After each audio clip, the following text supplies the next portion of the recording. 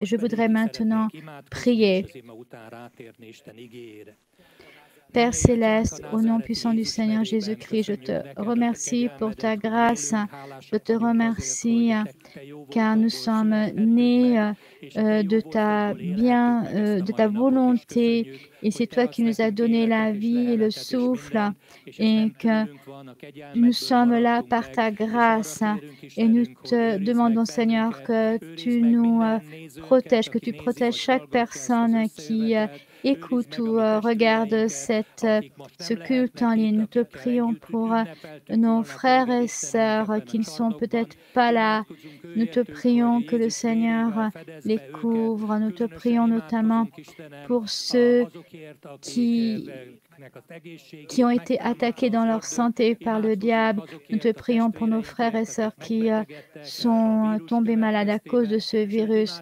Nous prions pour chacun, pour tous nos prochains, Seigneur, qui sont attaqués par ce virus, que tu les bénisses, que tu les touches par ton onction de guérison et qu'ils puissent être guéris et de se libérer de cette maladie, que les symptômes disparaissent complètement de leur vie, qu'il n'y ait pas de complications et qu'ils puissent guérir complètement. Te prions pour nos frères et sœurs dont la vie financière a été attaquée pendant cette crise. Nous te demandons que tu les aides. Te prions pour ceux qui ont perdu leur emploi, que tu leur donnes même un meilleur emploi. Nous te prions pour les entreprises qui traversent des difficultés. Te demandons que tu étendes tes mains et que tu les bénisses. Nous te supplions, Seigneur, que nous puissions être fortifiés dans les temps que nous traversons, car c'est marqué dans la Bible que toute chose concourt au bien de ceux qui aiment Dieu et que nous puissions être des chrétiens meilleurs en sortant de cette crise que quand nous y sommes entrés. Nous te demandons que tu fortifies ton peuple, durant ces périodes, que nous demandons, Seigneur, que nous puissions nous tenir sur le créneau, que nous puissions agir en fonction de tes commandements, au nom puissant du Seigneur Jésus-Christ. Amen. Je vais commencer par un verset important dans l'évangile de Marc, à la fin de l'évangile de Marc. Je pense que c'est très important. Je fonde souvent ma prédication sur ce verset. C'est donc les trois derniers versets de l'évangile de Marc. C'est la mission qui nous a été confiée par le Seigneur. Donc, avant de lire ces versets, ce que nous voyons dans la Bible, c'est que tout a été fait par la volonté de Dieu. Et nous avons été créés pour accomplir cette volonté. Et Jésus-Christ, dans les derniers versets de l'Évangile, a envoyé ses disciples pour qu'ils agissent et qu'ils fassent une pratique de certaines choses. Donc, à partir du verset chapitre 16, 20.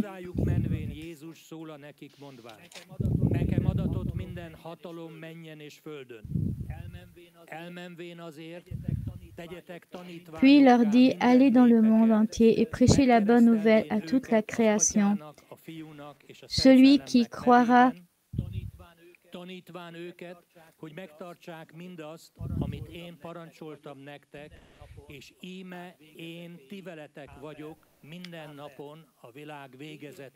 Donc, je vais commencer par la fin. Jésus avait dit que voici, je suis avec vous jusqu'à la fin. Il avait lu dans Matthieu 28, pas Marc.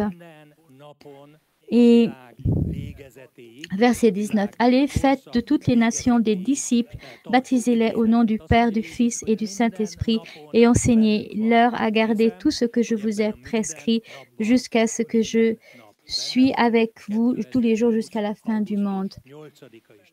C'est pour ça qu'il nous a dit, voici, je suis avec vous jusqu'à la fin du monde. C'est une promesse merveilleuse. Il s'agit d'une espérance merveilleuse. Nous ne sommes donc pas livrés à nous-mêmes. Jésus a dit que voici, je suis avec vous jusqu'à la fin du monde.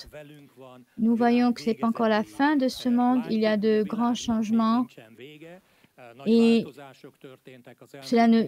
nous savons qu'il y a de grands bouleversements en ce moment, mais nous ne croyons pas que ce soit la fin. Donc nous croyons que c'est encore le temps de la grâce que Jésus nous parle quand Jésus dit qu'il est avec nous tous les jours. Et si vous laissez un signe pour marquer dans votre Bible, et maintenant nous allons ouvrir la Bible au début de cet évangile. Il y avait une promesse de l'ange qui était la clé.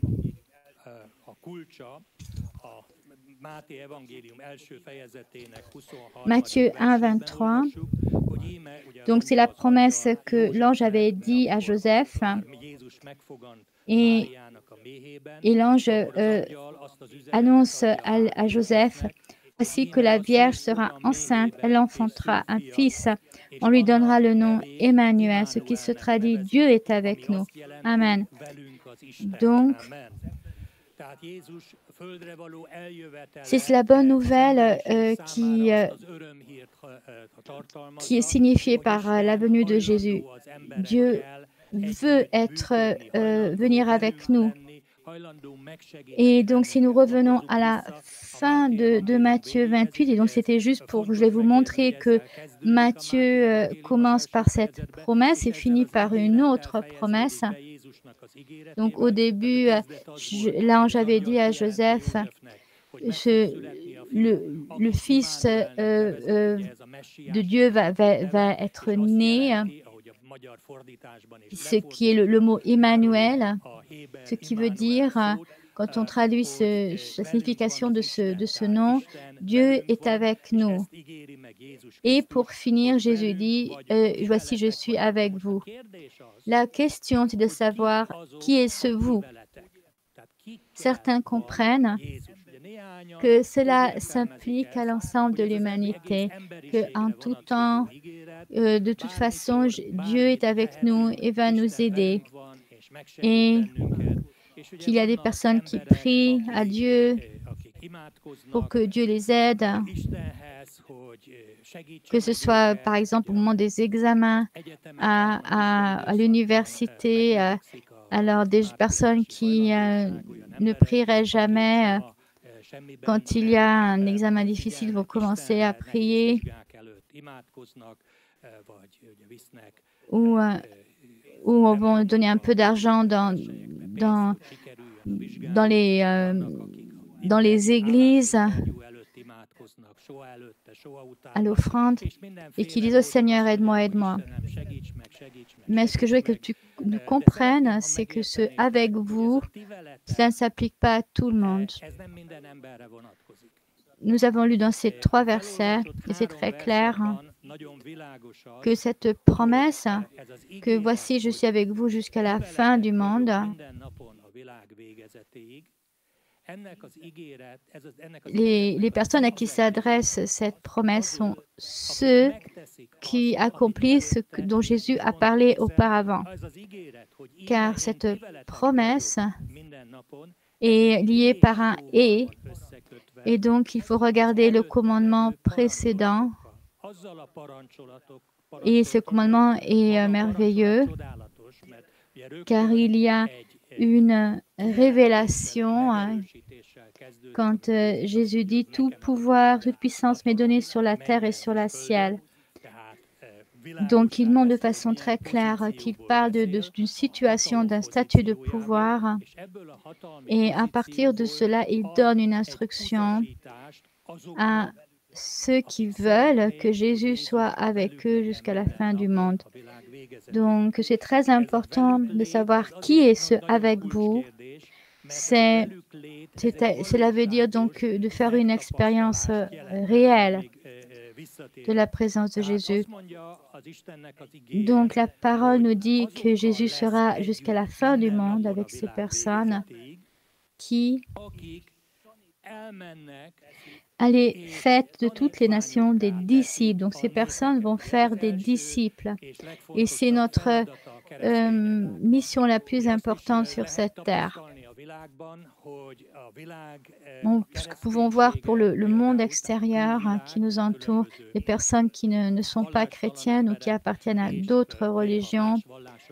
La chrétienté est tolérée quand elle ne cherche pas à convertir.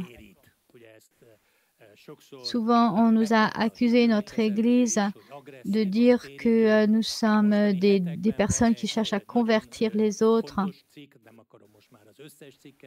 Et nous voyons, il y a un article dans le journal Hetech sur les conversions en Iran.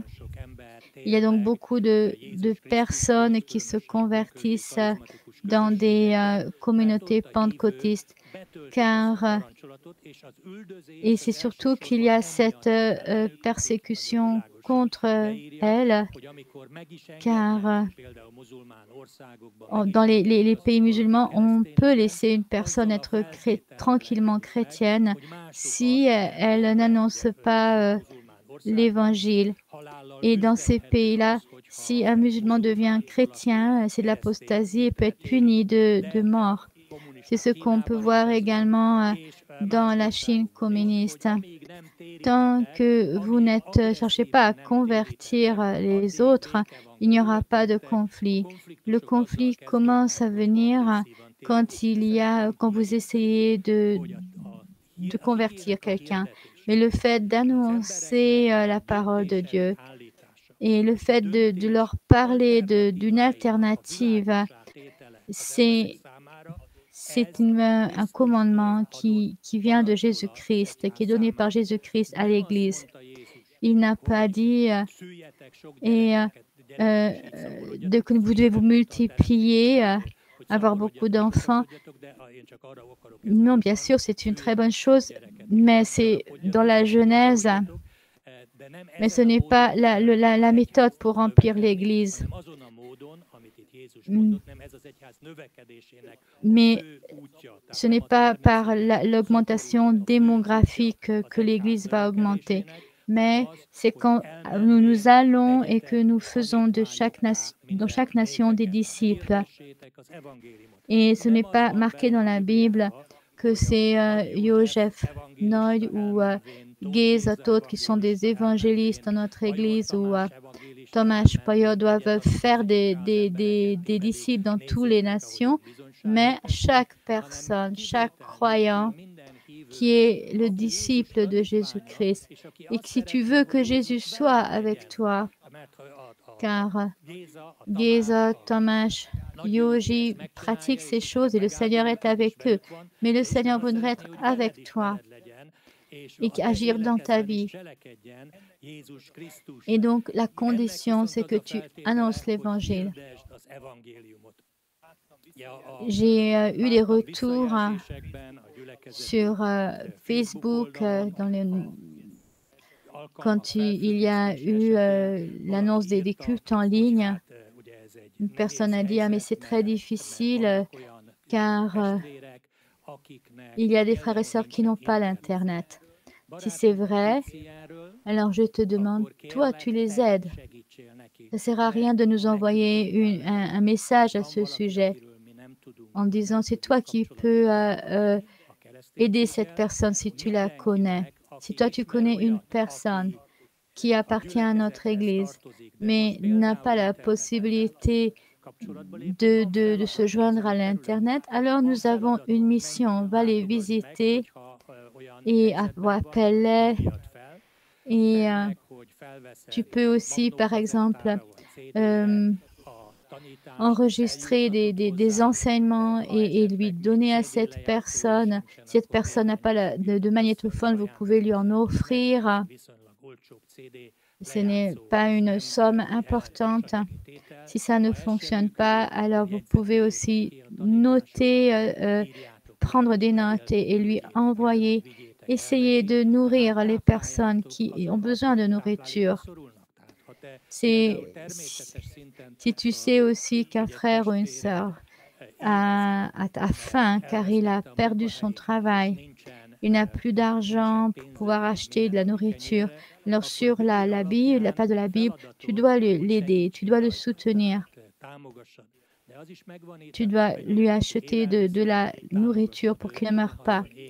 Vous pouvez aussi partager les tâches entre vous. Et bien sûr, nous avons un service d'entraide. Mais ce n'est pas la mission première de notre Église. Notre mission première est que nous nourrissions ceux qui ont faim de la parole de Dieu. Car il est écrit que nous pouvons avoir faim de la parole de Dieu, pas juste de pain. Donc cela fait des mois que dure une situation dans laquelle on pourrait dire que nous avons une responsabilité. Nous ne pouvons donc plus avoir de culte en présentiel, nous ne pouvons plus avoir avoir de grandes évangélisations. Donc cette responsabilité de faire des disciples, c'est surtout sur toi, pour que les personnes qui t'entourent, tu puisses leur annoncer l'évangile, que vous puissiez leur dire que le Seigneur, et quels sont les miracles qu'il a fait dans ta vie. Tu peux les encourager, tu peux voir dans ton téléphone quels sont les chrétiens dont tu n'as pas entendu parler. Et Facebook ne t'en sert pas pour lire les bêtises que l'on écrit sur l'épidémie, mais pour pouvoir avoir un contact avec les personnes que tu as perdues de vue.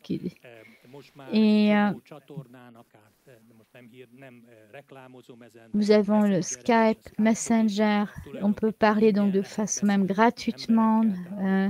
Donc, ce n'est même pas une question de coût de pouvoir parler avec une personne pour que tu puisses leur annoncer l'évangile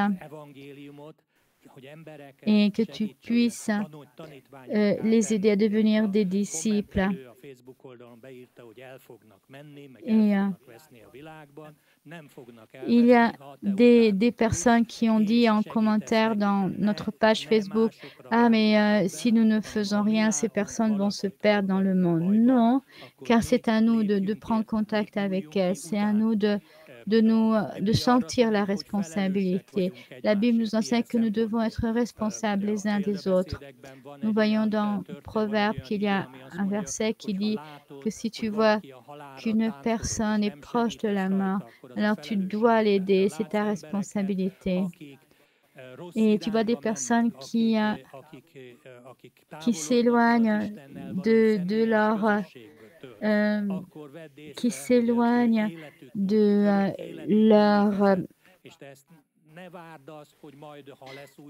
de la vie avec Jésus-Christ. Alors n'attends pas qu'ils reviennent d'eux-mêmes, mais car le diable peut leur tendre un piège.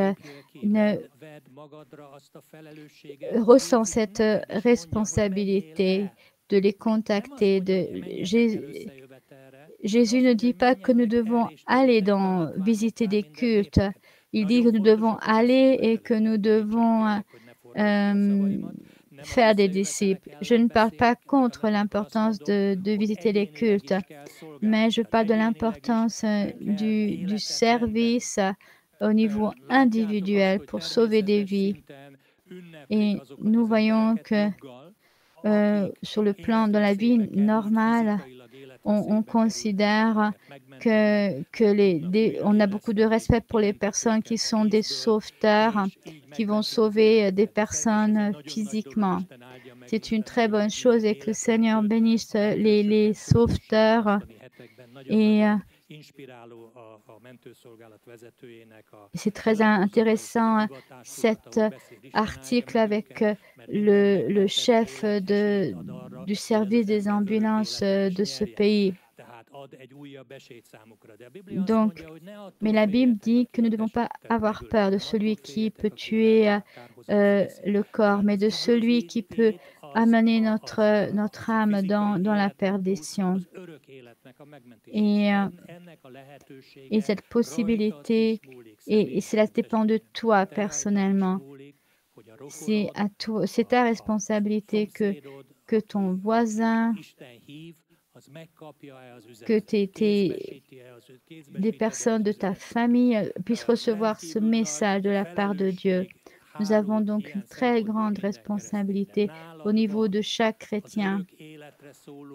C'est toi qui peux donner l'invitation à la vie éternelle à des personnes que le pasteur Shadow ne va pas venir les inviter lui-même. Moi, je ne peux pas aller les visiter ou Gézato ou d'autres pasteurs, mais toi, elles te connaissent. Toi, elles te laissent entrer chez elles. C'est toi qui as l'invitation. C'est toi qui peux leur donner cette invitation. C'est donc une grande responsabilité. Par exemple, tu as une invitation que tu dois donner cette invitation parce que c'est très important pour la personne. Et mettons parce que cette personne peut gagner 100 millions de forints. Et tu peux te dire que tu as visité cette personne, tu as parlé de plein de choses, mais tu as oublié de parler de cette invitation. Tu as oublié d'en parler, donc c'est une grande responsabilité. Il y a chez toi une invitation pour beaucoup plus que même 100 millions de forints. Et je parle du salut, de la vie éternelle. Et Jésus-Christ a dit que si vous faites cela, alors le Seigneur sera avec vous chaque jour. Est-ce que vous voulez que Jésus-Christ soit avec vous tous les jours? Je pense que beaucoup aimeraient que Jésus soit avec eux. Il l'a promis. Il l'a promis. Mais il y a une condition, à savoir que nous puissions annoncer l'évangile, faire des disciples, que ces personnes soient baptisées. Je sais que c'est un peu compliqué en ce moment, le baptême d'eau.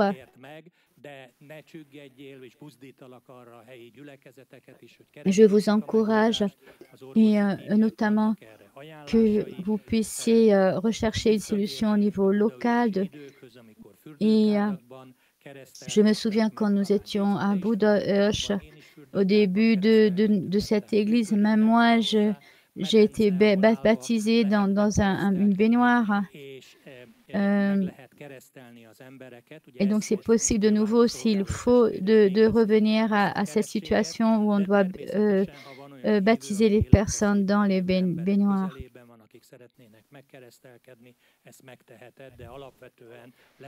Mais vous pouvez donc recevoir des consignes de notre service médical pour savoir comment faire pour baptiser les personnes. Donc, nous devons savoir aussi qu'il y a des dons spirituels. Il y a un don spirituel spécifique pour les évangélistes, pour les enseignants. Mais là, Jésus-Christ ne parle pas des personnes qui ont un don. Il ne s'adresse pas aux personnes qui sont les évangélistes ou les enseignants. Donc, il ne faut pas compliquer ce texte. Il faut juste parler avec les gens de ce que nous connaissons de la Bible. Et donc, c'est très important que nous connaissions la vérité et pour que Jésus soit avec nous. Je vais revenir maintenant à Juge 6. Il y a l'histoire de Gédéon. Au verset 19, nous voyons que l'ange lui est apparu et lui a dit « Le Seigneur est avec toi, homme fort. Et Gédéon a dit, si le Seigneur est avec nous, pourquoi est-ce que nous avons toutes ces choses qui se passent avec nous? Et pourtant, c'est le Seigneur qui nous a fait sortir de l'Égypte et nous a donné aux mains des Madianites. Donc,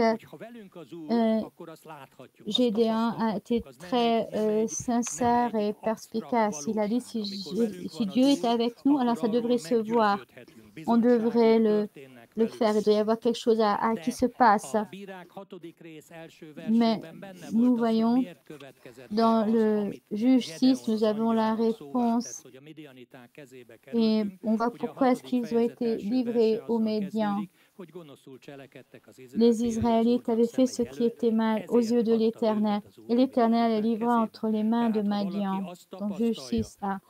Donc, si vous avez l'impression qu'il n'y a pas de témoignage dans notre vie, qu'il n'y a pas de victoire, alors il faut revenir à ce point-là. Il faut revenir au commandement de Jésus. Est-ce que tu accomplis ce dont Jésus-Christ parle? Et encore un verset où Jésus dit qu'il est avec nous, mais aussi le Père et le Saint-Esprit. Jeudi, dans notre culte en ligne pour la ville de Péch, ça m'a beaucoup intéressé de réaliser que c'est tellement important que Dieu soit avec nous et que cet amour et l'obéissance. Jean 14, 9.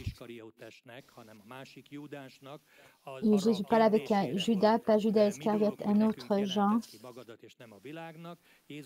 Et Jésus a répondu à la question, comment est-ce qu'il se révélera?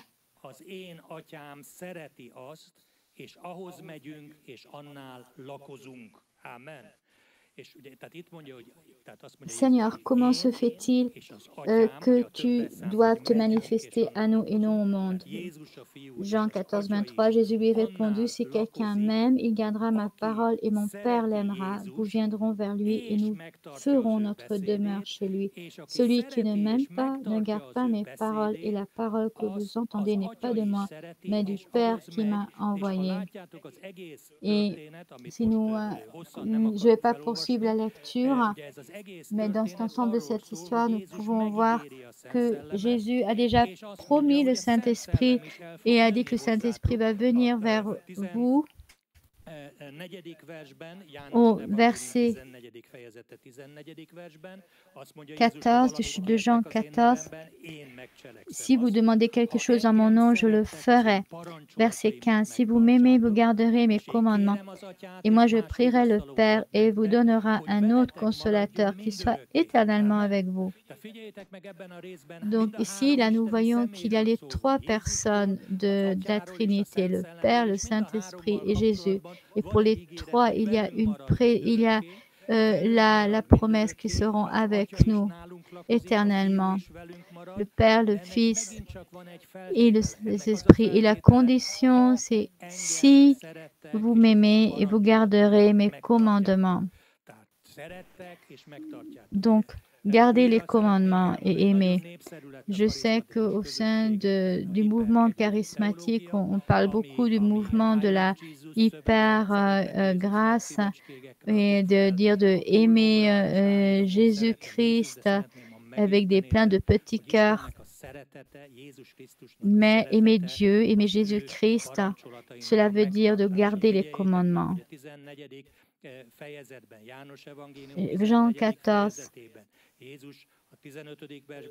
au verset 15, si vous m'aimez, vous garderez mes commandements. Et ensuite, il dit, au verset 21, celui qui a mes commandements et qui les garde, c'est celui qui m'aime. Celui qui m'aime sera aimé de mon Père. Mon Père, moi aussi, je l'aimerai et je me manifesterai à lui. au verset 4, au verset 21, celui qui m'aime,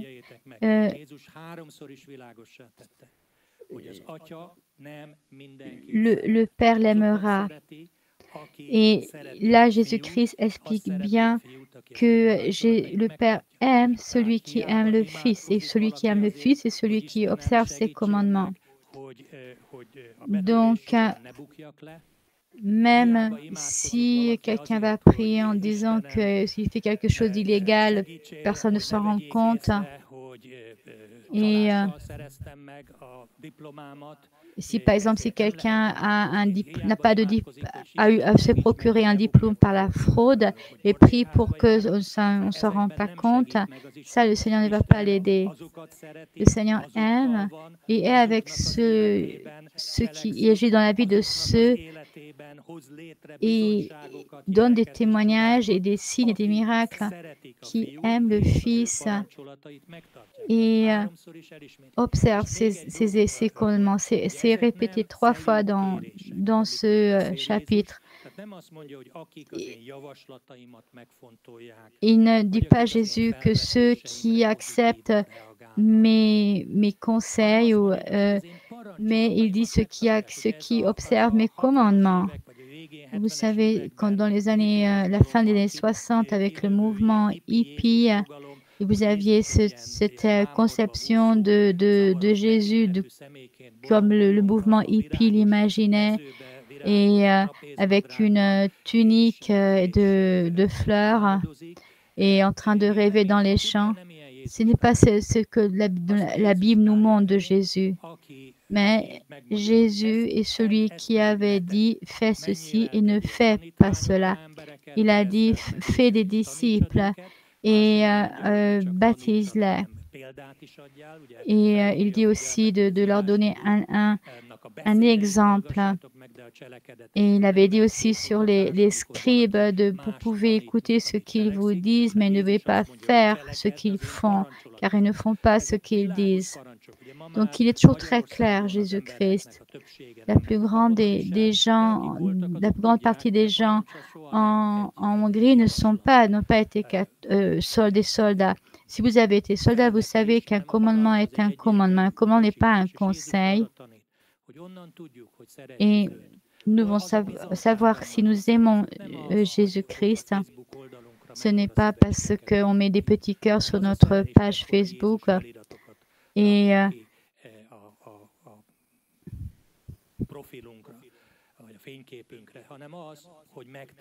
c'est de conserver sa parole.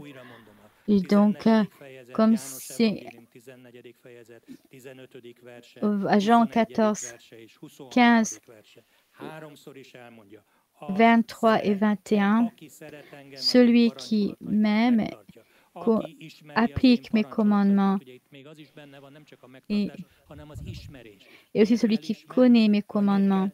Pourquoi est-ce qu'il faut connaître les commandements? Pourquoi est-ce qu'il faut enseigner aux personnes les commandements? Pour pouvoir... C'est ainsi qu'elles pourront être dans une communauté d'amour.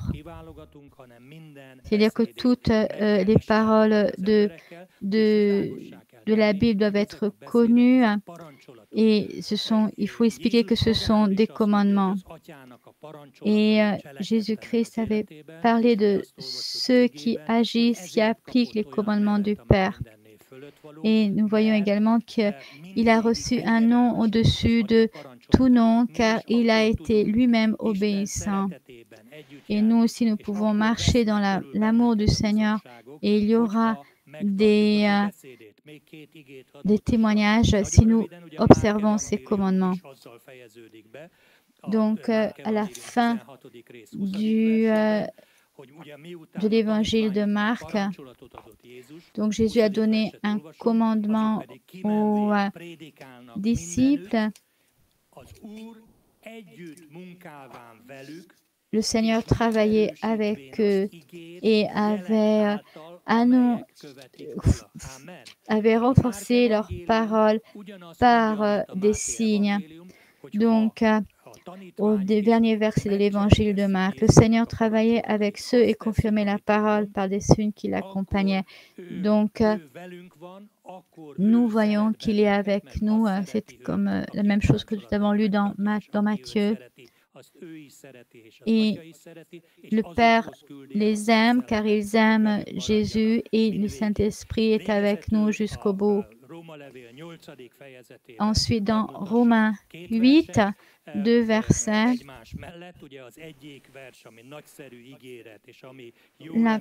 c'est une promesse merveilleuse pour le futur et qui nous encourage à ne pas à nous inquiéter, savoir s'il y a une deuxième vague ou pas de la pandémie, car le Saint-Esprit ici, dans Romains 8, 28, nous dit « Nous savons du reste que toute chose coopère au bien de ceux qui aiment Dieu, de ceux qui sont appelés selon son dessein. » Nous pouvons lire ensemble. Nous savons du reste que toute chose coopère au bien de ceux qui aiment Dieu, de ceux qui sont appelés selon son dessein. Donc, quelle que soit ta situation, si tu aimes Dieu, alors toutes choses vont coopérer à ton bien. Et quand est-ce que tu l'aimes? C'est quand tu connais ses commandements et que tu les appliques. Et le dernier verset que je voulais lire, le verset 31 et 32 du même chapitre. Que dirons-nous donc à ce sujet? Si Dieu est pour nous, qui sera contre nous? Lui qui n'a pas épargné son propre Fils, mais qui l'a livré pour nous tous, comment ne nous donnera-t-il pas aussi tout avec lui par grâce? Donc faites attention à ces versets. S'il est avec nous, qui peut être contre nous? Il a donné son Fils. Il est donc prêt à tout nous donner, à nous qui l'aimions. Et à nous pour qui toute chose concourt à notre bien. Et ces choses vont s'accomplir. C'est donc important de faire des disciples, de les baptiser et de leur enseigner de toutes les paroles que Jésus avait dit. Il faut leur enseigner ces paroles. Et il faut aussi parler des choses qui ne sont peut-être pas populaires et qui, par exemple, de ne pas vivre dans la promiscuité, de ne pas commettre de faux témoignages, de ne pas vivre dans l'adultère. Il faut le dire pour qu'ils connaissent les commandements de Jésus, qu'ils lui obéissent, pour qu'ils puissent rentrer dans l'amour de Dieu. Et dans l'Apocalypse, nous voyons qu'il ne faut pas tomber du premier amour. Il s'agit pas juste de sentiments, mais aussi d'avoir arrêté de suivre les commandements du Seigneur. Que le Seigneur vous bénisse. Je vous souhaite de très bonnes journées d'été et si vous avez du temps, vous pouvez ainsi passer du temps pour connaître les commandements du Seigneur et vous pourrez les pratiquer. Et Gézatot va maintenant nous parler comment est-ce que nous pouvons vivre une vie en aimant le Seigneur.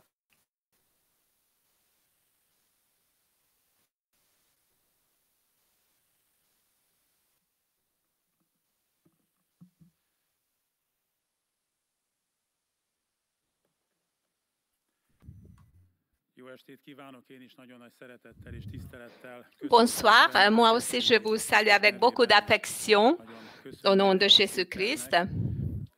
Et nous remercions Peter Hawk pour ses paroles, ce message qui nous encourage. Et moi aussi, j'aimerais me joindre à ce même message. Et d'autre part, j'aimerais continuer le message que j'ai commencé la semaine passée concernant le changement, la transformation, parce que Dieu nous a appelés à être transformés et avec notre conversion, avec notre nouvelle naissance et après être remplis de Saint-Esprit, ce changement n'a que commencé.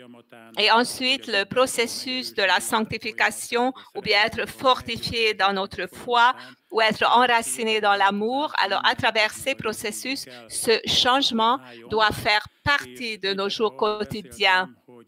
Et il y a une semaine, j'ai parlé du fait quel rôle l'attention joue là-dedans et notre attention est focalisée sur quoi? Parce que à laquelle nous focalisons, nous devons choisir donc l'objet de notre attention et il faut mettre la parole de Dieu au centre de notre vie.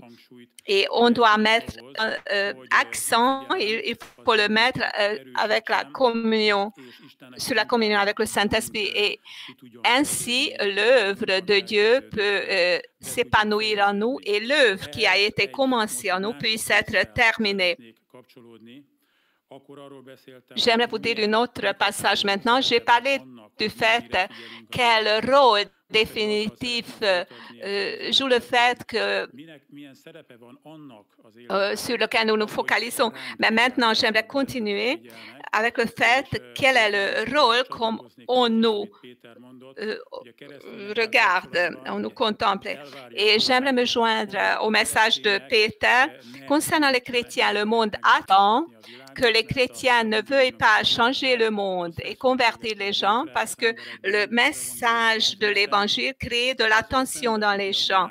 Parce que le message de l'Évangile montre au monde qu'il n'est pas bon, il n'est pas acceptable aux yeux de Dieu dans l'état où il se trouve et que le monde doit être changé.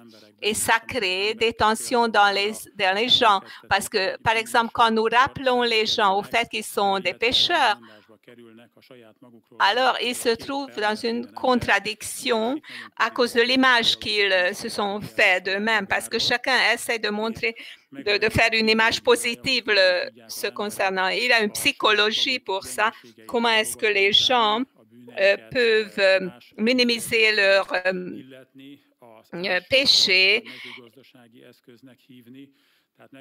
Et ils disent, donc, ce sont des euphémismes avec lesquels on décrit les péchés et on essaie de ne pas assumer la responsabilité. Mais l'Évangile est le message qui dit que repentez-vous et baptisez-vous parce que celui qui croit et qui est baptisé sera sauvé.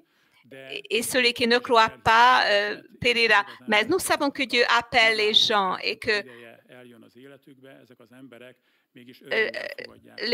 les hommes auxquels arrive le temps de leur visitation, ils acceptent tout de même l'Évangile et ils ne réagissent pas avec tension quand on leur rappelle leur péché parce que l'Évangile a fait cette chose-là. Mais nous devons accepter le fait que les gens réagissent positivement au message de l'Évangile quand les moments de la visitation arrivent dans leur vie. Avant et après cette période, peut-être qu'ils réagissent différemment. Tu n'as qu'à penser à ta propre conversion. Comment est-ce que tu as réagi au moment de ta conversion? Et si tu te rappelles qu'avant des années ou des mois, comment est-ce que tu réagissais à l'Évangile? Tu sais très bien à quoi je pense maintenant et ce dont je parle. Il est très important que le temps de la visitation arrive dans notre vie, mais ce n'est pas nous qui définissons ça. C'est pour ça que nous devons prêcher l'Évangile au temps favorable et défavorable. Le temps favorable, c'est quand les gens acceptent avec joie l'Évangile et le moment défavorable, c'est quand ils n'acceptent pas avec joie l'Évangile. Mais nous savons que la parole de Dieu n'est pas liée. Il a une puissance de survivre. La parole a une puissance de survivre. Et même les gens qui rejettent l'Évangile, avant un certain temps, la semence tombe dans le champ de leur cœur, même après des années. Et peut-être que vous êtes nombreux qui connaissez des gens, ou bien vous pouvez dire de vous-même que quand vous avez entendu l'Évangile pour la première fois, vous l'avez rejeté, vous avez réagi avec fureur, mais quelques années sont passées et le message que vous avez entendu, cette semence, cette parole est restée dans le champ de votre cœur. Et depuis des décennies, peut-être vous êtes nés de nouveau. C'est notre tâche la plus importante dans notre vie, de prêcher l'Évangile pour faire des disciples toutes les nations C'est le plus grand commandement de la bouche de Jésus-Christ qui a été dit. Et les autres messages qui sont à la fin des évangiles, par exemple, Marc, Jésus-Christ termine son message en disant que celui qui croit sera sauvé, mais celui qui ne croit pas périra. Mais ceux qui croient, ils saisiront des serpents, s'ils boivent quelques breuvages mortels, il ne leur fera point de mal. Ils imposeront les mains aux malades et les malades seront guéris. Donc, par ces signes, Dieu a affermi la parole de Dieu dans la bouche des disciples. Et ce sont des signes et des miracles qui sont arrivés à travers leur ministère. Mais ça est arrivé parce que les apôtres n'ont pas permis qu'on les influence. Ils ne se sont pas identifiés au fait que comment le monde extérieur les regardait. Ils ne permettaient pas qu'ils soient influencés par les regards des gens. Ils n'avaient pas peur des regards cyniques des gens, de leur mépris, de leur moquerie, mais ils étaient libres et ils pensaient d'eux-mêmes ce que la parole de Dieu prétendait dire d'eux. Et ils se sont identifiés au fait comment Jésus les regardait. Quand Jésus a dit que faites des disciples de toutes les nations, il l'a donné en tant qu'un commandement. Jésus a dit aux disciples avec cela que vous êtes aptes, vous êtes capables de le faire. Et grâce à ce commandement, parce que Jésus a représenté ce message avec certitude, il n'y avait pas d'incertitude dans les disciples. Ils n'ont pas posé la question, qu'est-ce qu'on doit faire si on va nous refuser? Comment est-ce que nous devons réagir si on va se moquer de nous? Le fait que c'est Jésus qui leur a dit ça, ça crée une ferme conviction en eux qui sont aptes à prêcher l'Évangile. Ils ont été appelés à ça. Et l'apôtre Paul souligne le même message et il le souligne justement parce que concernant nous-mêmes et concernant le fait comment suivre le Seigneur, mais concernant l'annonce de l'Évangile, il y a des incertitudes qui rendent les gens passifs. Et j'aimerais parler du fait comment est-ce que la honte et l'incertitude se créent dans les gens. Dans la plupart des cas, c'est parce que de la part du monde extérieur, ils reçoivent des impulsions ou dans leur identité très profondément se trouvent des remarques de leur entourage, de leur enfance. Donc, c'est pour ça que dans leur personnalité, ce courage, cette initiative n'est pas présent, qui est nécessaire pour qu'ils puissent accomplir leurs tâches désignées par Dieu. Et j'aimerais vous montrer plusieurs exemples bibliques, comment les hommes de Dieu ont vaincu l'image qui ont été formées d'eux-mêmes. Avant que Dieu leur parle, ils ont permis à leur entourage de les influencer. Et ce que Dieu prétendait d'eux était contraire à cette même image. Mais gloire à Dieu que la plupart étaient capables de changer l'image qu'ils se sont formés d'eux-mêmes grâce au message de Dieu. Jésus-Christ connaît nos capacités. Il n'exagère pas. Je ne parle pas du fait qu'on doit supposer des choses de nous-mêmes qui ne sont pas présentes en nous, ou nous devons supposer les choses qui n'existent pas dans d'autres gens. Mais très souvent, la vie nous enseigne que le fait comment un homme regarde l'autre, ça impacte puissamment notre activité. Et dans le cas donné, si on rencontre une telle réaction, alors on peut devenir passif. On pourrait montrer beaucoup d'exemples de la vie naturelle, comment un œil d'extérieur peut influencer l'homme. L'apôtre Paul compare très souvent la vie chrétienne au sport, au concours. Je pense que nombreux sont ceux parmi vous qui ont participé dans des sports, qui étaient des champions, etc. Vous connaissez le monde sportif parce qu'il est très populaire. On peut entendre donner des entretiens, des hommes sportifs, et pour que quelqu'un devienne un champion, qui gagne aux Jeux olympiques, il est nécessaire qu'il y ait des yeux extérieurs. On a besoin d'un entraîneur qui voit ce qui se trouve dans l'homme. Et les bons entraîneurs sont ceux qui savent exactement quelle capacité se trouve dans les gens, où est la limite de leur capacité, parce que l'homme sous-estime ses propres capacités qu'il possède, et donc il ne peut pas surmonter ses propres problèmes.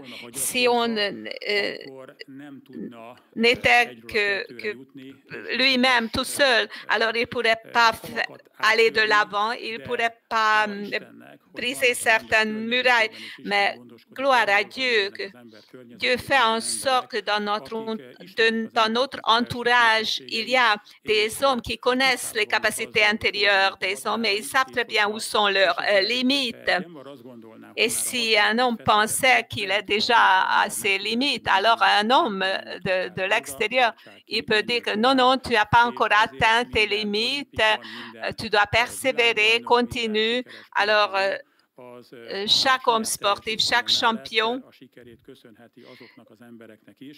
doit son propre succès à leur entraîneur et à des personnes qui ont foi en eux. Et ça, c'est valable pour l'Église, que c'est par la foi que les gens nous contemplent. Et ça peut faire sortir les gens de leur zone de confort, de leur barrière, et ça peut impacter les gens positivement. Par exemple, l'apôtre Paul, concernant Timothée, regardons ce passage qu'on a tendance à lire concernant la prédication de l'Évangile. J'aimerais pas lire qu'on doit ranimer la flamme du don de Dieu qui est en nous, hanem az 5. verstől olvasom Pál apostolnak az üzenetét Timóteushoz. Azt mondja, eszembe jutván a benned lévő képmutatás nélkül... La foi qui était d'abord dans ta grand-mère Loïse et dans ta mère Eunice. Je suis convaincu que cette même foi est en toi. Je te rappelle que ranime la flamme de don de Dieu qui est en toi par l'imposition des mains, parce que ce n'est pas un esprit de timidité que Dieu nous a donné, mais l'esprit de la puissance, de l'amour et de la sagesse. Donc, n'aie pas honte du témoignage du Seigneur, ni moi, son prisonnier, mais souffre pour l'Évangile. On n'a pas le temps de lire ça très en détail, mais on peut voir que dans la personnalité de Timothée, il y avait une incertitude, il avait un enclin à se décourager. Mais l'apôtre Paul appréciait beaucoup Timothée et il voyait la foi de sa grand-mère, la foi de sa mère, qui avaient les femmes, qui avaient la crainte de Dieu. Et j'aimerais attirer votre attention sur le fait qu'il a accepté pour Timothée que je suis sûr que c'est la même foi qui est en toi, et c'est pour ça que je t'encourage de ranimer la flamme de don de Dieu qui est en toi. Donc, comme l'apôtre Paul contemplait Timothée, il pouvait être reconnaissant pour ça. Et les enfants dont les parents les regardent par la foi, ou les enfants qui, par exemple, leurs professeurs les contemplent avec espérance et avec foi, parce que ça peut impacter positivement la vie des gens. Mais maintenant, j'aimerais dire des exemples qui impactaient négativement les gens, mais tout de même, les hommes de Dieu étaient capables de briser cela. La première parole, ça concerne les fils d'Israël, c'est Nombre 13, 26.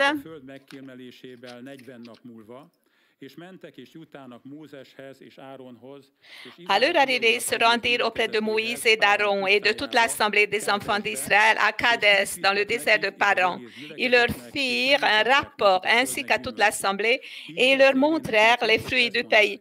Voici ce qu'ils racontèrent à Moïse. Nous sommes allés dans le pays où tu nous as envoyés. À la vérité, c'est un pays où coule le lait et le miel, et en voici les fruits. Mais le peuple qui habite ce pays est puissant.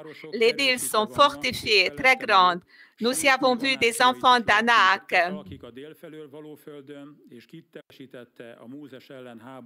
Les Amalécites habitent la contrée de Midi. Caleb fit taire, à partir de verset 30, Caleb fit taire le peuple qui murmurait contre Moïse. Il dit, montons, emparons-nous du pays, nous y serons vainqueurs. Mais les hommes qui étaient allés avec lui dirent, nous ne pouvons pas monter contre ce peuple car il est plus fort que nous.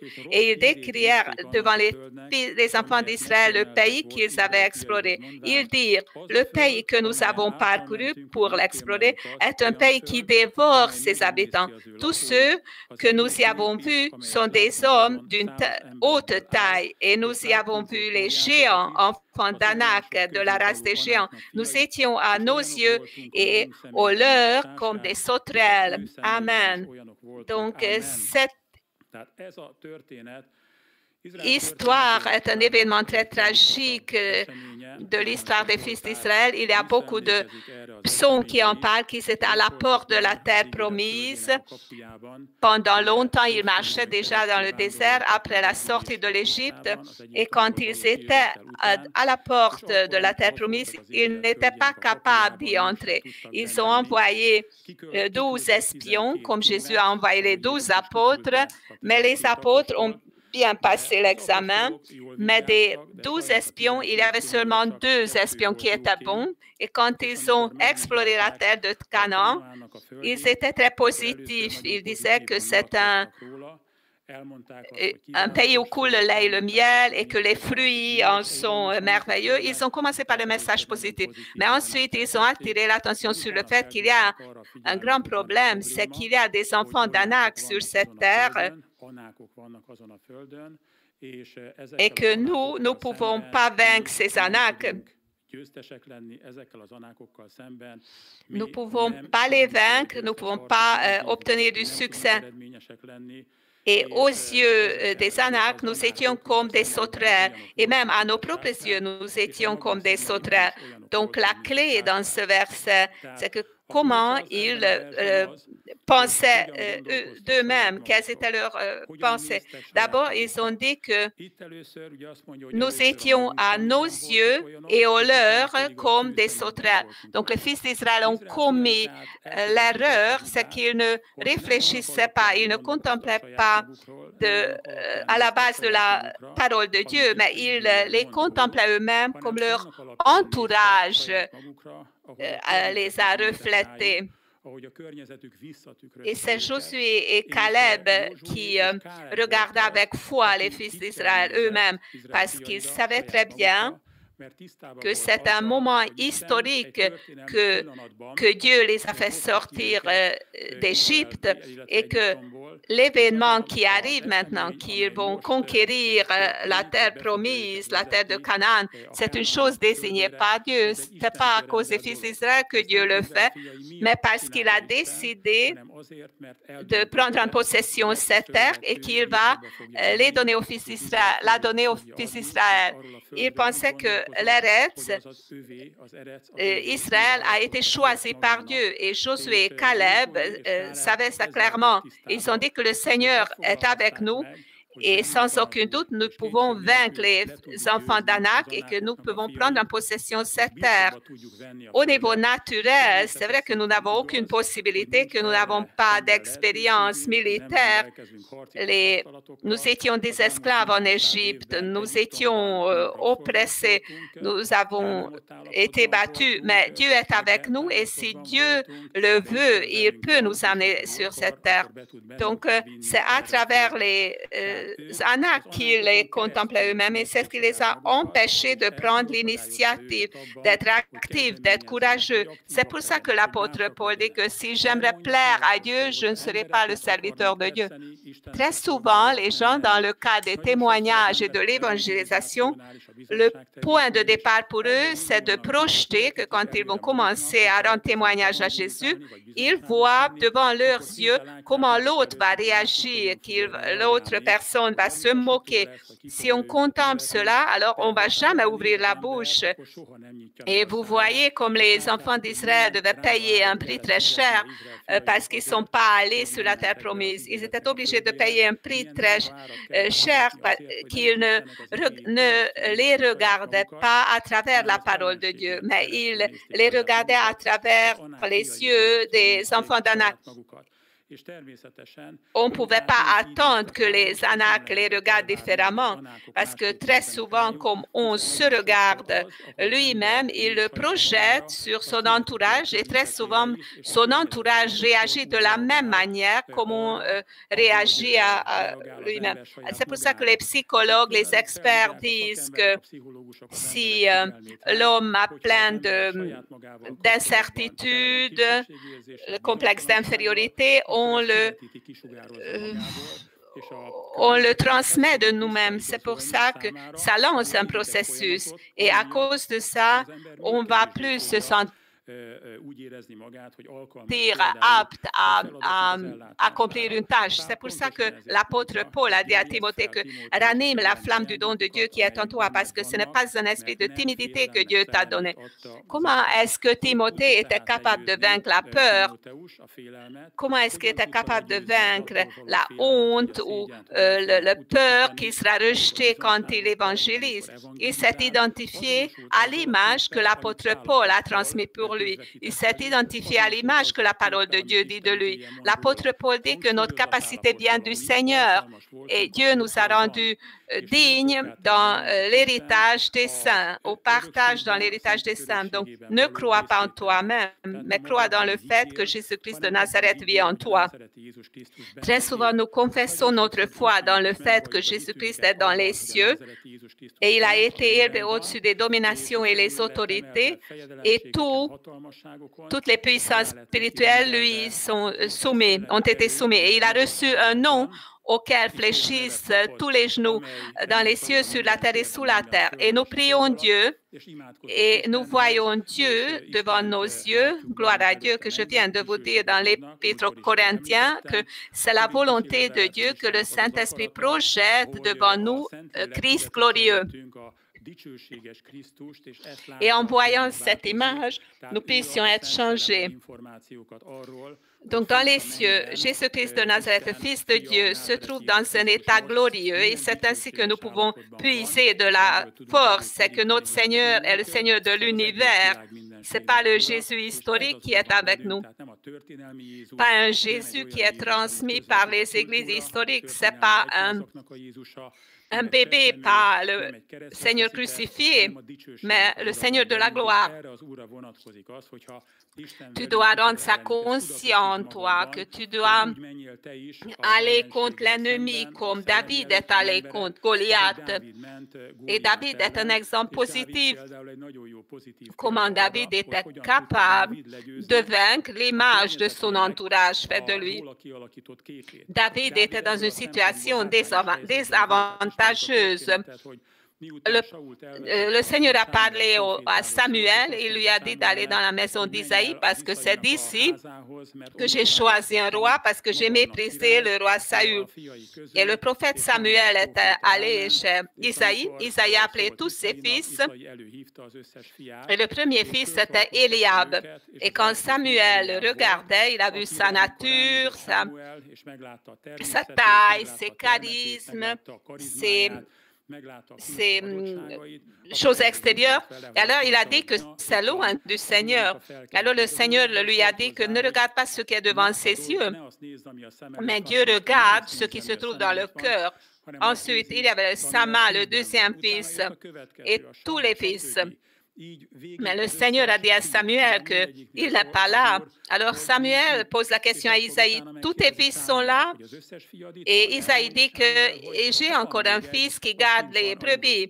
Si tu penses, je vais l'inviter. Et Samuel a dit qu'on ne va pas s'asseoir jusqu'à ce qu'il ne vienne pas ici. Et on l'a appelé, et quand Samuel a vu David, peut-être qu'il était plus petit que les autres, il était rouge, et le Seigneur lui a parlé tout de suite que c'est l'élu de Dieu, ouin-le. Et aux yeux de ses frères, le prophète Samuel a oint David pour roi. Mais nous savons que son règne n'a pas tout de suite commencé. Je vous dis ça parce que c'est décrit très en détail dans le livre de Samuel. Et ce n'est pas par hasard que le prophète Samuel en parle très en détail, parce que pour la Bible, c'est très important que très souvent les circonstances qui ont précédé l'appel de certains gens et les réactions comme ils réagissaient à leur appel, la Bible décrit tout ça pour qu'on en tire les conclusions, pour qu'on puisse être consolé. Que si, par exemple, tu vivais dans des circonstances négatives ou tu te trouves dans une situation désavantageuse, ce n'est pas un problème pour Dieu. C'est clair de cette histoire-là que David n'était pas la personne qui a défini cette famille. C'est lui il était comme un serviteur, par exemple. Il a fait le nettoyage, par exemple. Et c'est en vain que cet événement est arrivé à David. Aux yeux d'Eliab, il était toujours le frère cadet qu'il n'était pas capable d'accepter. Et Eliab le traitait de la même manière de vous et il voulait susciter un complexe d'infériorité en David. Et le fait que son père l'a oublié, ça a impacté la vie de David. Il y a des comédies que le petit est abandonné. Donc David était comme ça, il était mépris, personne ne comptait sur lui. Mais regardez bien que même quand son père a envoyé David pour amener de la nourriture à ses frères, et il s'est trouvé dans la situation quand Goliath méprisait le camp d'Israël, il menaçait les soldats, il a méprisé Dieu. David y est arrivé. Nous savons très bien que quand il est monté et a amené de la nourriture, il cherchait ses frères. Il a entendu comme Goliath se moquait de Dieu d'Israël et on a dit à David que Saül va donner de grandes choses pour celui qui va vaincre de Goliath. David était curieux de savoir. Il a rencontré Eliab, son frère. Et ça montre également dans quelles circonstances familiales David a été élevé. Quand il a rencontré Eliab,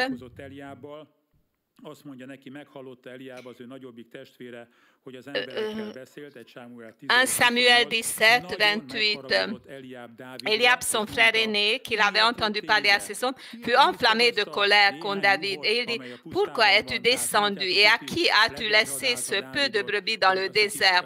Je connais ton orgueil et la malice de ton cœur. Je connais ton orgueil et la malice de ton cœur. C'est pour voir la bataille que tu es descendu. Donc, Eliab était malveillant. Et il n'a jamais oublié ce moment quand il était resté debout jusqu'à ce que son frère cadet n'arrive pas des champs et devant ses propres yeux, il a été oint pour roi. Et il a vu que Samuel pensait que c'était Eliab qui était l'oint du Seigneur. Il a été élevé ainsi, David. Mais dans cette situation-là, il n'est pas devenu incertain. Il ne voulait pas s'apitoyer sur lui-même. Je veux susciter la compassion envers David quand je parle du fait qu'il y a certains gens qui vivent dans des circonstances désavantageuses. Moi aussi, mon destin était très difficile, mes parents me maltraitaient et tout ce que j'étais obligée de traverser. Mais David n'était pas comme ça. Il était entraîné dans cette situation et dans les moments à venir, nous voyons qu'il dit à Saül qu'il va attaquer Goliath et tout ce que Saül donne comme armure, il ne se débrouille pas, mais ensuite il met dans sa fronde ses 5 pierres. Et quand le Philistin a vu David, il se moquait de lui. Ce n'est pas la peur qu'il voyait aux yeux de Goliath, mais le mépris. La plupart des gens avaient réagi à ce mépris comme les 10 espions ont réagi aux yeux d'Anak, parce que Goliath était un enfant des Anak, c'était un être hybride qui n'était pas tout à fait un homme, il était un Néphilim en fait. Il était comme Anak et regardez la différence que les 10 espions ont regardé les Anak et quand ils ont vu le mépris aux yeux des enfants d'Anak, ils ont mal réagi, ils se sont découragés, mais quand c'est David qui a vu le mépris aux yeux de Goliath, il ne s'est pas découragé. Juste au contraire, ça l'a motivé parce que David était élevé dans une telle circonstance familiale qu'il était habitué à ça. Donc, l'opinion des gens, le cynisme des gens, la moquerie des gens, ça ne le touchait pas du tout. Il n'a pas permis que ça l'influence. Il savait très bien qu'il était élu de Dieu. Il a été appelé, que c'était un moment historique dans sa vie, que c'est le premier moment qui donne un sens à sa vie. Quand ils étaient obligés de lutter contre Goliath, il n'a pas permis qu'il soit influencé par le mépris de Goliath. Quand l'apôtre Paul dit que si j'aimerais plaire aux gens, alors je ne serai pas le serviteur de Dieu. Qu'est-ce que les gens attendent de toi? Il dit très souvent que nous n'aimons beaucoup. Si tu ne veux pas nous convertir, nous pouvons t'accepter. Si tu ne veux pas nous rappeler nos péchés, tu es très cool. Si tu n'essaies pas de nous organiser dans notre Église, nous ne voulons pas faire ça, mais nous voulons prêcher l'Évangile. Mais en même temps, si nous voulons plaire aux gens, c'est une contrainte que je suis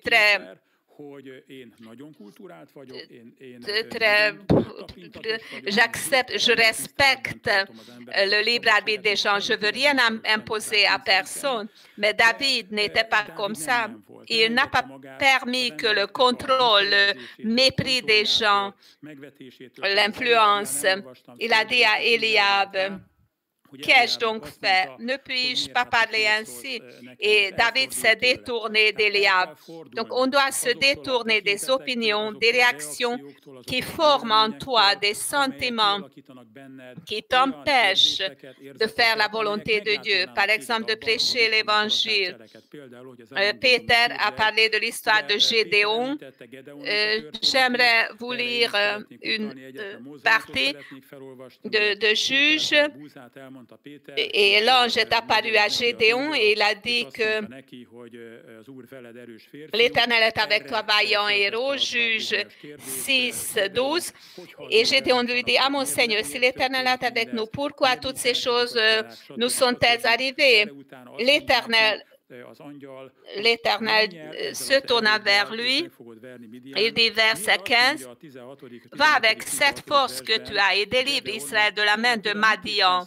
N'est-ce pas moi qui t'envoie? » Gédéon lui dit, « Ah mon Seigneur, avec quoi délivrai-je Israël? Voici ma famille la plus pauvre en Manassé et je suis le plus petit dans la maison de mon père. » Nous savons bien que les fils d'Israël étaient divisés en tribus. Ils se trouvaient sur le territoire de Manassé. Ils ne rencontraient pas la tribu de Juda, Benjamin et d'autres tribus. Il a rencontré ceux de Manassé, mais il appartenait à la famille qui est la plus pauvre à Manassé. Il était le plus petit dans la maison de son père. Donc nous rencontrons un homme qui est le plus petit.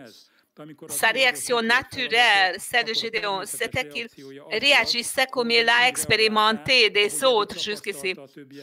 Il n'expérimentait pas le respect de la part des membres de sa famille, mais on l'a vu le plus pauvre, le plus petit dans la maison de son père. Et ça faisait partie de son identité. Mais gloire à Dieu qu'il obéissait à la parole de Dieu. Et ensuite, l'ange lui a dit que moi, je serai avec toi et tu battras Madian comme un seul homme. Mais je serai avec toi, même si tu es le plus pauvre, le plus petit dans la tribu de Manassé, même si tu es le plus petit dans la maison de ton père, je serai avec toi et tu seras capable de battre Madian comme un seul homme. Très souvent, Dieu dit de simples phrases comme ça, et si on reçoit ces paroles, ça transforme tous nos destins. Très souvent, ce sont les phrases simples auxquelles les gens réagissent d'une manière contradictoire, mais gloire à Dieu que Dieu nous parle plusieurs fois. Il dit encore des phrases parce qu'il est très important d'apprendre de ces histoires pour recevoir la parole de Dieu, pour que ce soit la parole de Dieu qui forme l'image nous concernant. Ne réfléchis pas de toi-même comme ton entourage te voit ou comme tu as l'impression. Il y a par exemple Zacharie et Marie. Dans Luc 1, par exemple, nous lisons que d'abord c'est Zacharie qui a été visité par l'ange. C'est l'ange de l'Éternel qui visite Zacharie. Et il lui dit que tu auras un enfant. Et Zacharie lui dit, d'où est-ce que je peux le savoir? Quelle est la preuve? Parce que je suis vieux. Donc, il avait un problème avec son âge.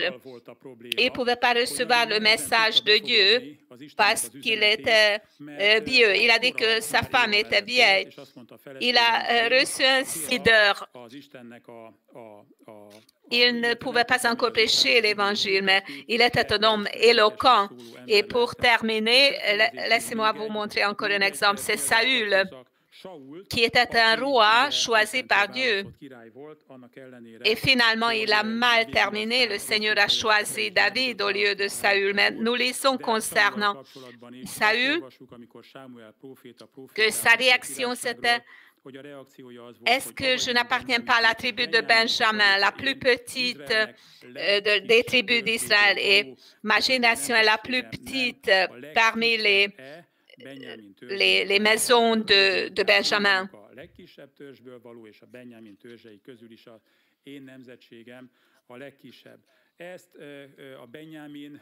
Sa vie sur le territoire de Benjamin, cette image a été formée à la base de tout ça, mais Dieu ne voyait pas ça en Saül. Malheureusement, son ministère a été mal terminé, mais Dieu voyait en Saül cette œuvre qu'il est capable de le faire. Il voyait les capacités en lui. Et Dieu voit également les capacités en toi auxquelles il t'a appelé. Attache-toi à ton appel.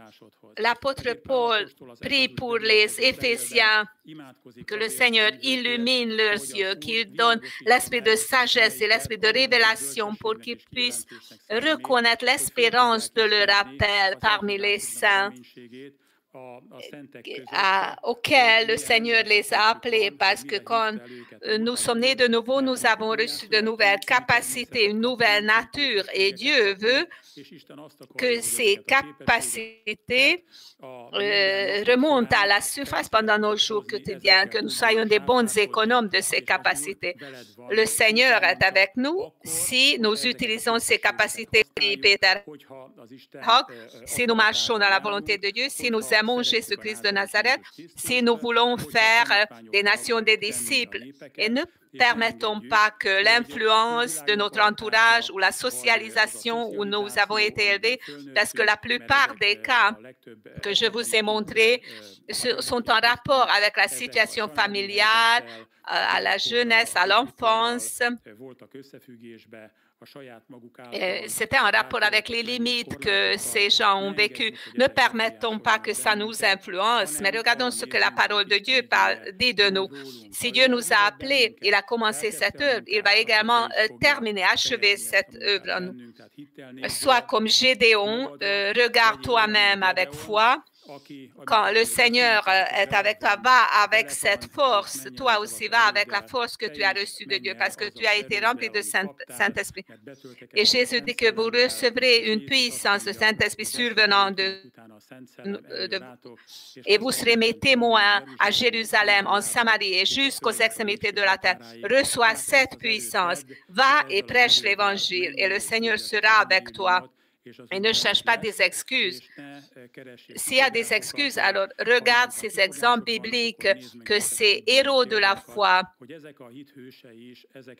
ont mis à l'écart ces excuses et ils étaient capables de courir la course de leur vie et de combattre le bon combat de la foi. Ils sont arrivés au but. Et finalement, on aimerait parler à ceux qui n'ont pas encore pris en possession leur salut. Peut-être que toi aussi tu penses de toi-même comme Gédéon ou Jérémie.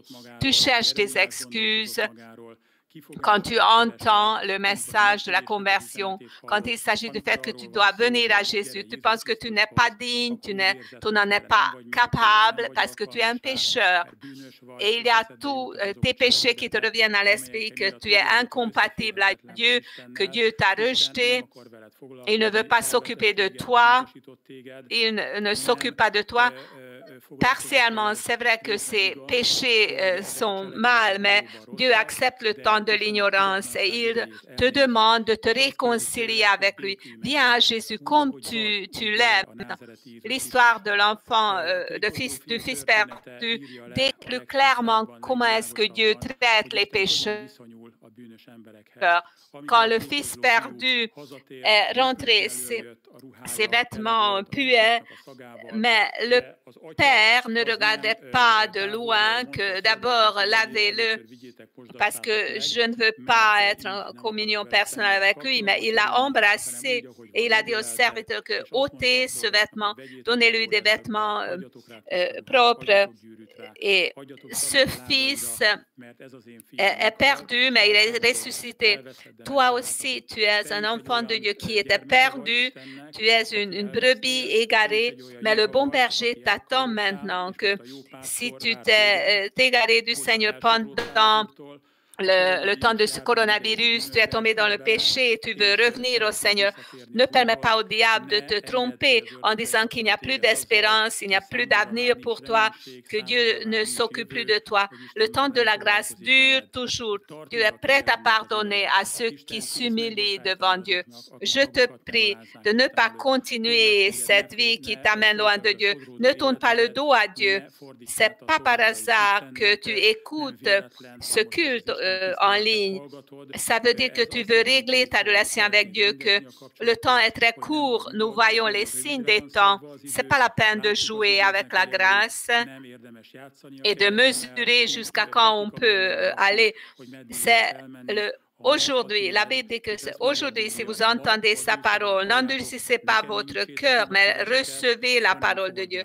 Si tu t'es détourné du Seigneur et si tu veux revenir à lui, ou bien si tu n'as jamais dit à Jésus de prendre sa demeure dans ton cœur, je te prie de dire cette prière. Mon Père céleste, je te remercie au nom de Jésus-Christ de m'avoir tant aimé, d'avoir envoyé ton Fils unique pour moi, pour que je ne meure pas à cause de mes péchés, que je ne périsse pas, mais que j'ai la vie éternelle. Seigneur, je reconnais d'être un pécheur et j'ai commis beaucoup de péchés contre toi, mais aujourd'hui, je me repens de tous mes péchés, de tout mon cœur. Je m'en détourne et je me tourne vers toi. Je te prie de me pardonner. Je renie ma relation avec Satan, avec les mauvais esprits. J'ouvre mon cœur devant toi. Et je te prie, Jésus, de venir dans mon cœur, prendre ta demeure dans mon cœur et donne-moi la vie éternelle. Je crois en toi. Je crois que c'est toi le Fils du Dieu vivant. Je crois que tu es ressuscité d'entre les morts et tu es toujours vivant. Je t'accepte comme mon sauveur personnel, comme mon délivreur et de celui qui me guérit et de mon Dieu. Et à partir d'aujourd'hui, je vais te suivre, je vais te servir chaque jour de ma vie. Au nom de Jésus-Christ, Amen. Si tu as reçu le Seigneur dans ton cœur, je te prie maintenant que tu vois les numéros de téléphone qui s'affichent sur l'écran maintenant. Donne un coup de fil. C'est un répondeur maintenant, mais donne tes coordonnées et nos serviteurs, les pasteurs, vont te contacter et on va t'aider à édifier la foi dans ton cœur, à devenir un disciple. Comme tu as entendu dire, la volonté de Dieu, ce n'est pas seulement que les gens aient la foi, mais qu'ils deviennent des disciples. Et ils ont besoin, d'après la conversion, ils reçoivent de l'aide de la part des pasteurs qui marchent sur le chemin de la foi, qui peuvent nous donner des exemples, nous conseiller. Que le Seigneur vous bénisse. Merci beaucoup de nous avoir suivis. Au revoir.